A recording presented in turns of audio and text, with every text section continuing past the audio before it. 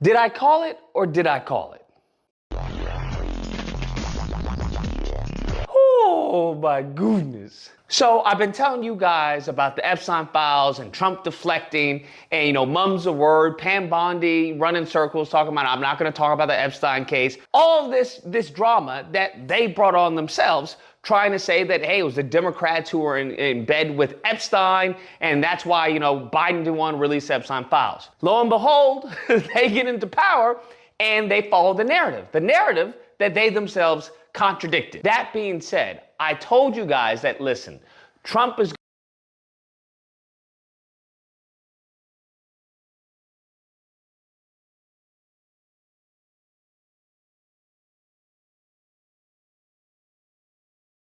going to need to give them a pound of flesh. They need their pound of flesh because this story is not going away. And anyone who tries to make it go away is good. It should be seen as a traitor. That's what you should be seen as. You should be seen as a pedo sympathizer. Simple as that. End of story. Damn. What they have managed to do, seemingly, is give their base their pound of flesh. And you want to know what that is? I'm gonna give you the story, okay? The official narrative that they're putting out there. Kash Patel has found thousands of documents, all right? Thousands of documents pertaining to the Trump-Russia collusion investigation. And you want to know where these documents were found? They were found in burn bags. That's correct, burn bags. But it gets even crazier.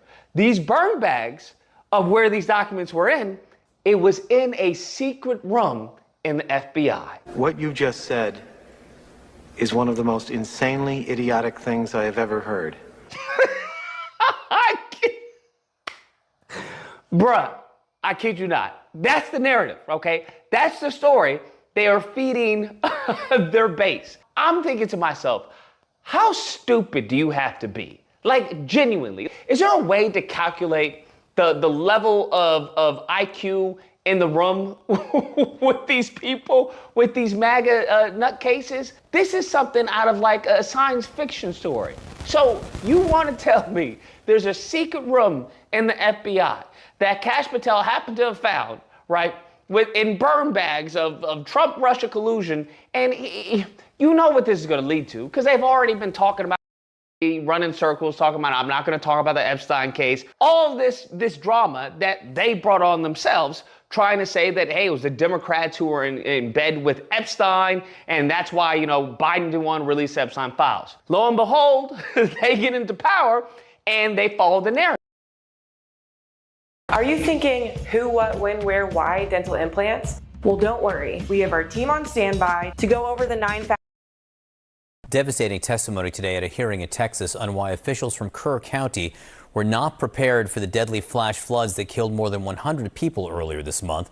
Kerr was the hardest hit county when the Guadalupe River surged over its banks on July 4th. Today's hearing revealed that key county officials missed emergency briefings just before the floodwaters struck. The county's emergency management coordinator testified that he was sick at home. I stayed in bed throughout July the 3rd and did not participate in the regularly scheduled 10 a.m. and 3 p.m. Texas Emergency Management Coordination Center coordination calls. I briefly woke around 2 p.m. when there was no local rainfall or indication of elevated risk and returned to rest. I was awakened around 5:30 a.m. on July the 4th by my wife following a call from the City of Kerrville EMC, Jeremy Hughes, requesting that I mobilize. I reported immediately to the sheriff's office. There was no visible flooding on my drive into the office, but it quickly became clear that the situation was escalating. CNN Shimon Prokupecz was at today's hearing in Kerrville, Texas. Shimon, do you get a sense of what kind of accountability these county officials could face? No, right now, this is the first time that we're even hearing from them.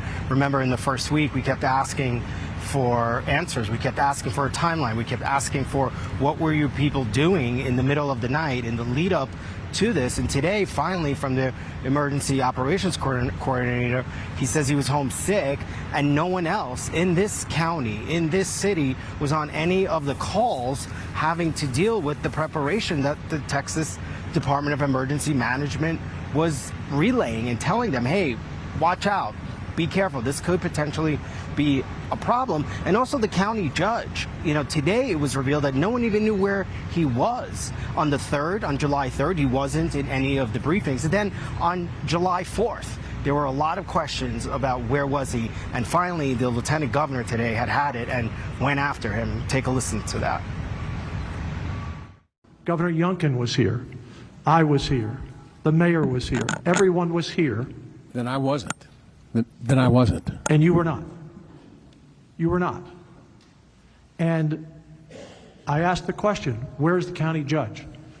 I have covered multiple emergencies in my 10 years as lieutenant governor. This is about as bad of a day as you can have, and I've had a lot of bad days because we didn't just lose people. We didn't know where people were. And you weren't here.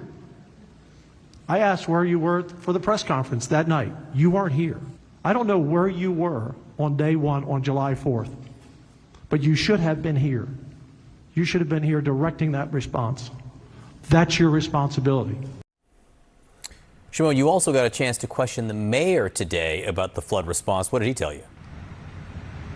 Right. It was the mayor of Kerrville, and I asked him whether or not he was invited to the briefing from the Texas Department of Emergency Management on July 3rd.